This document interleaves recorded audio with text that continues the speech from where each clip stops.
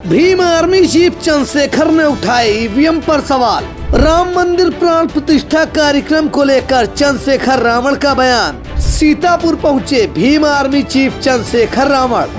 भाजपा सरकार पर चंद्रशेखर रावण का हमला। आजाद समाज पार्टी के जिला कार्यकर्ता सम्मेलन में सीतापुर पहुंचे भीम आर्मी चीफ और आजाद पार्टी के संस्थापक चंद्रशेखर आजाद जी ने आज यहां कार्यकर्ताओं में जोश भरा और सरकार पर भी निशाना साधा। हम आजाद जी से जानते हैं कि उन्होंने आज कार्यकर्ताओं को क्या मूल मंत्र दिए। सर, क्या आज कार्यकर्ताओं को मूल मंत्र दिए? सरकार पर भी आपने निशाना साधा कार्यकर्ता सम्मेलन के जरिए, क्या कार्यकर्ताओं में सर जोश भरा? देखिए, पहले नौकरियां आती थी, अब विज्ञापन भी नहीं आता है। कोई भर्ती आती है, पेपर लीक हो जाता है, फिर घोटाले हो जाते हैं।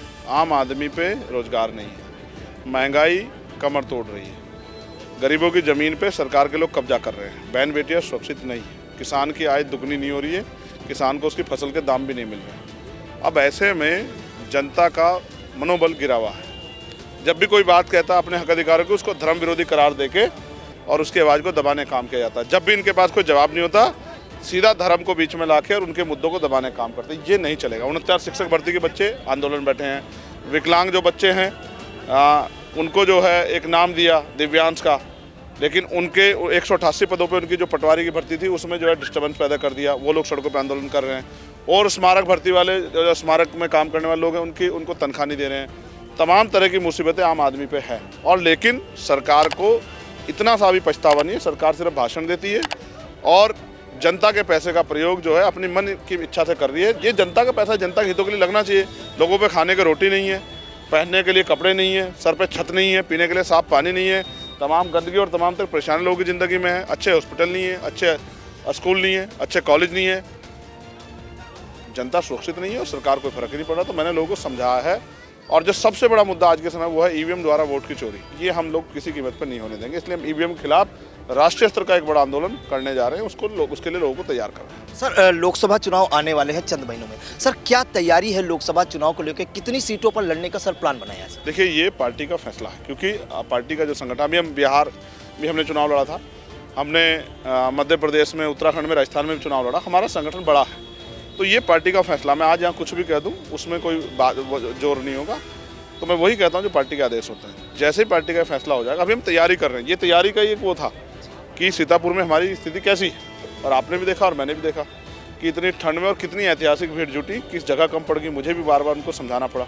ये जो प्यार और समर्थन तेजी से बढ़ रहा है, इसका एक सबसे बड़ा कारण ये है कि आज़ाद समाज पार्टी लोगों के सुख दुख में साथ खड़ी होती है, उनके साथ जुड़ती है, उनके मुद्दों पर बात करती है और उनकी समस्या हल करने के लिए जितनी भी मेहनत उनसे होती है वो लगातार करते रहते हैं। और मेरा विश्वास है कि आने वाले समय में आज़ाद समाज पार्टी का समर्थन तेजी से आगे बढ़ेगा। सर, इंडिया गठबंधन को लेकर सर क्या आपसे कोई बातचीत हुई कांग्रेस से या सपा से या मायावती जी से? क्या सर कोई बात हुई है इस मुद्दे पे? सर देखिए, मेरी बातें सभी जो आज के समय में जो सत्ता में लोग नहीं उनसे होती रहती है। और मैं उनको यही समझा रहा था बहुत लंबे समय से कि आपको इसका फैसला जल्दी करना चाहिए, क्योंकि भारतीय जनता पार्टी सरकारी मशीनरी का दुरुपयोग कर रही है, साधनों का, संसाधनों का दुरुपयोग कर रही है और वो चुनाव में तेज़ी से अपने वोट को प्रभावित करने के लिए तमाम तरह की योजनाएं ला रही है। सत्ता में बैठे हैं, तो आप तो सत्ता से बाहर हो, आप कैसे जनता आपके साथ जुड़ेगी? तो इस काम को आपको बहुत दिन पहले करना चाहिए था। फिर आपको जल्दी जल्दी टिकट बंटवारे करके जनता के बीच जाना चाहिए था, बड़ी बड़ी रैलियाँ करके अपनी बात करनी चाहिए थी। ऐतिहासिक होता, लोगों में उत्साह पैदा होता, इसका फ़ायदा जो है आने वाले चुनाव में मिलता। लेकिन अभी ऐसा कुछ भी मुझे होता नज़र नहीं आ रहा, क्योंकि मुझे ऐसा लगता है कि देर कर दी है। सर, अगर मौका मिला इंडिया गठबंधन में जाने का, तो सर क्या पार्टी जाएगी? आज़ाद समाज पार्टी इंडिया गठबंधन में शामिल होगी? सर, पार्टी के सीनियर लीडरशिप से काम कर रही है, जो भी सारे विकल्प खुले हुए हैं।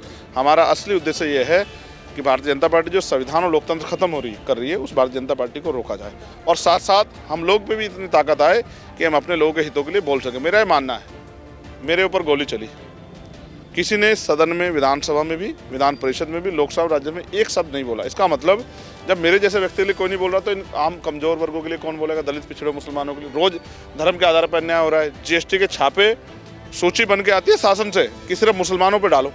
ये जो एक तरह का षड्यंत्र है कि धर्म के आधार पर जो बटे हुए लोग हैं उनको कमज़ोर किया जाए, उनके साधन तोड़े जाएँ, उनके पर झूठे मुकदमे लगाए जाएँ, उनको जेल भेजा जाए, उनकी ज़मीनों को छीना जाए। अब देखो कैसे 2-3 कानून बनाए सरकार ने, जैसे किसानों के खिलाफ बनाया, किसानों से नहीं पूछा। आप देखो, कोई मतलब ट्रक ड्राइवरों के खिलाफ बनाया, पूरे ड्राइवर से नहीं पूछा, तो आप किसके लिए कानून बना रहे हो? स्पष्ट हो गया है कि भारतीय जनता पार्टी पूंजीपतियों की पार्टी है, धन्ना सेठों की पार्टी है, कॉर्पोरेट सेक्टर की पार्टी है। उनसे पैसा लेके चुनाव लड़ती है, फिर उनके हितों में कानून बनाती है, जनता की पार्टी नहीं है। ये तो ऐसा हो गया जैसे अंग्रेजों ने जिस तरह का व्यवहार हमारे साथ किया, वैसा ही व्यवहार भारतीय जनता पार्टी के लोग कर रहे हैं। इनसे जनता को सावधान करना हमारी जिम्मेदारी, हम लोग को जागरूक करने के लिए निकले। सर 22 तारीख को प्राण प्रतिष्ठा समारोह है, पूरे देश में और प्रदेश में भी धूम है प्राण प्रतिष्ठा समारोह को। लोग आमंत्रण पहुंचा रहे हैं, आपको वहाँ सर आमंत्रण पहुंचा प्राण प्रतिष्ठा समारोह? आप ये समझिए कि जैसे समझिए ये कुदरत का घर है, ये कोई गुरुद्वारा है, मंदिर है, मस्जिद है या चर्च है, यहाँ मुझे जाने के लिए किससे पूछने की जरूरत नहीं। ये मेरा व्यक्तिगत अधिकार है कि मैं वहाँ कब जाऊँ, किस समय जाऊँ, किस तरह पूजा अर्चना करूँ। ये भारतीय संविधान का आर्टिकल 25-26 देता है। और भारत में बहुत सारे विभिन्न धर्मों के लोग रहते हैं, लेकिन जब उसके न्योते जाने लग जाए तो आप ये दिखाने का प्रयास करते हैं कि यहाँ जो कुछ भी होगा वो हमारे साथ, यानी कि आप तो ईश्वर से बड़े हो, कुदरत से बड़े हो गए हो। तो मेरा ये मानना है ये जो अहंकार है ज़्यादा दिन चलता नहीं। ये भाजपा जनता का, भारतीय जनता पार्टी का प्रायोजित कार्यक्रम है, जिसमें वो तय कर रहे हैं किसको बुलाना, किसको नहीं बुलाना। मेरा ये मानना है कि धर्म आदमी का व्यक्तिगत विशेषाधिकार है, वो किसी धर्म को माने, उसके लिए आप किसी को बाध्य नहीं कर सकते। सर आपने जातिगत आरक्षण को लेकर भी कार्यकर्ताओं में जोश बढ़ा, आयो पब्लिक को, क्या आपका मानना है जातिगत आरक्षण को लेकर? देखिए, सरकारी नौकरियां 2% है। अब सोचिए आप दोनों मीडिया के साथी एक ही जाति के हों, तो अगर आप में न्यायिक चरित्र नहीं है तो आप किसी दूसरे व्यक्ति की खबर नहीं दिखाओगे जिसके साथ समस्या है।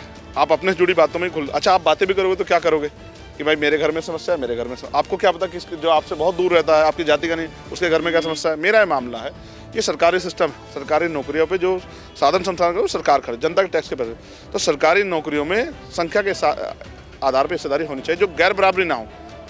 मैं इसको कई तरह से समझाता हूँ। मेरा ये मानना है पार्लियामेंट में अगर किसान नहीं तो किसानों की बात नहीं होगी, और अगर किसानों की बात भी होगी तो उस शिद्दत से नहीं होगी जिस तरह से किसान अपनी जो पीड़ित है अपनी बात को रख सकता है। इसलिए सब लोगों की हिस्सेदारी सरकार सिस्टम में जरूरी। इसलिए मेरा मानना है 100% रिजर्वेशन होना चाहिए, जिसकी इतनी संख्या बार उसकी इतनी हिस्सेदारी। और मैं स्वर्ण जाति का सबसे बड़ा हितैषी हूँ। वो बार बार कहते हैं उनका हिस्सा खा जा रहा है, उनकी संख्या जिस आधा उसकी जाति का जनगणना करा दो और उनकी संख्या के आधार पर नौकरियाँ दो। और बाकी जो लोग हैं, बाकी जो जातियाँ, चाहे वो अति पिछड़ी जातियाँ, आदिवासी हो, मुसलमान हो, जैन हो, सिख हो, बौद्ध हो, ईसाई हो, शेड्यूल कास्ट की जाते हैं, उनको भी उनकी संख्या के आधार पर हिस्सेदारी दो सरकार नियुक्ति में। ये कोई किसी के बाप की जागीर नहीं है, ये जनता की जागीर है। सर आखिरी सवाल सर, सीतापुर में भारी ठंड के बाद भारी संख्या में कार्यकर्ता है, क्या कहना चाहेंगे उन कार्यकर्ताओं? ठंड के बाद माहौल गर्म हुआ ना। देखिए, मेरे सीतापुर से बड़ा प्रेम है, इसलिए भी सीतापुर के लोगों ने मुझे बहुत प्यार। दूसरा, मेरे बड़े भाई के रूप में एक बड़े नेता यहाँ जेल में बंद किए गए, आजम खान साहब, और मेरा उनसे बहुत प्यार। जब मुझे गोली लगी उससे पहले मेरा उनसे बहुत प्यार है। वो बहुत तक बीमार होते भी मेरे पास आए, मेरी भी इच्छा थी मिलने जाऊँ, लेकिन प्रशासन ने अनुमति नहीं दी। और मैं प्रार्थना करता हूँ कुदरत से कि जल्दी वो हमारे बीच हों।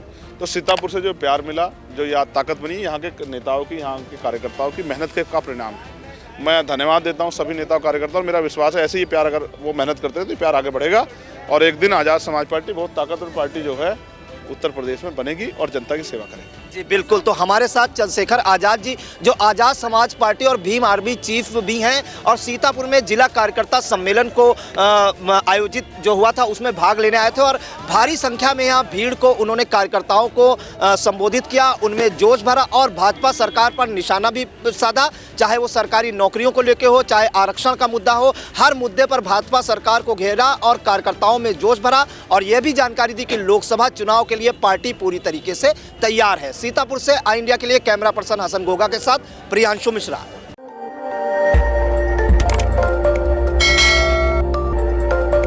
खबर आपकी, नजर हमारी, देखते रहिए आई इंडिया।